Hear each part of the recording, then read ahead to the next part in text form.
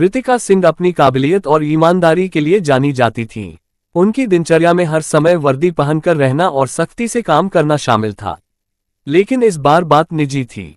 उनके छोटे भाई की शादी आने वाली थी और उन्हें अपनी मां और खुद के लिए साड़ियां खरीदनी थी। उन्होंने सोचा कि इस बार सादे कपड़ों में जाएंगी ताकि किसी को पता न चले कि वे एस.पी. है। ऋतिका ने एक साधारण सलवार कुर्ता पहना और ड्राइवर के बिना अकेले स्कूटी लेकर बाजार की ओर निकल पड़ी। उन्होंने शहर के मशहूर बाजार में एक बड़ी साड़ी की दुकान पर कदम रखा। दुकान में चमचमाती साड़ियों की कतारें थीं और ग्राहकों की भीड़ लगी हुई थी।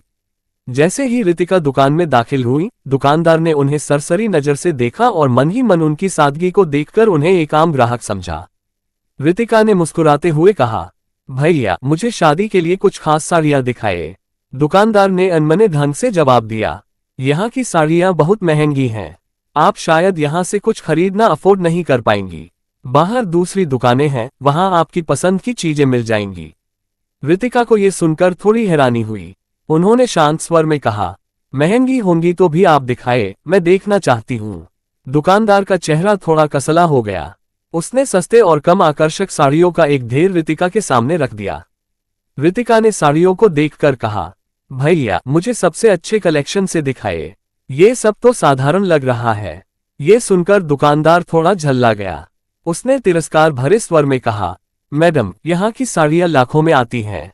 पहले सोच समझ लें, फिर देखने की बात करें। ऋतिका अब समझ गई कि दुकानदार उनके साधारण कपड़ों और बिना किसी पहचान के आने के कारण ऐसा व्यवहार कर रहा था। दुकानदार को लगने लगा कि यह महिला सिर्फ समय खराब कर रही है या फिर किसी गलत इरादे से यहाँ आई है।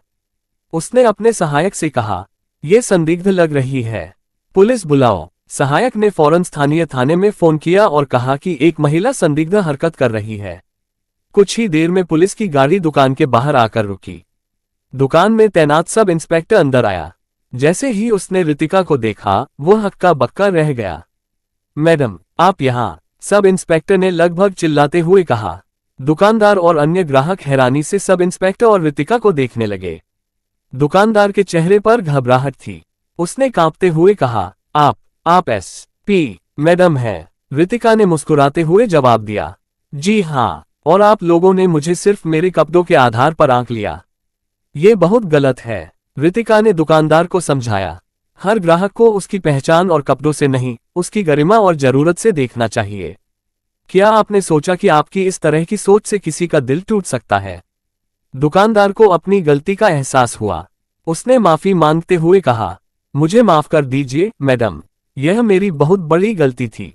ऋतिका ने दुकान से एक साड़ी खरीदी और जाते जाते दुकानदार से कहा, आज आप मुझसे माफी मांग रहे हैं, कल से ध्यान रखना ऐसा किसी और के साथ न हो।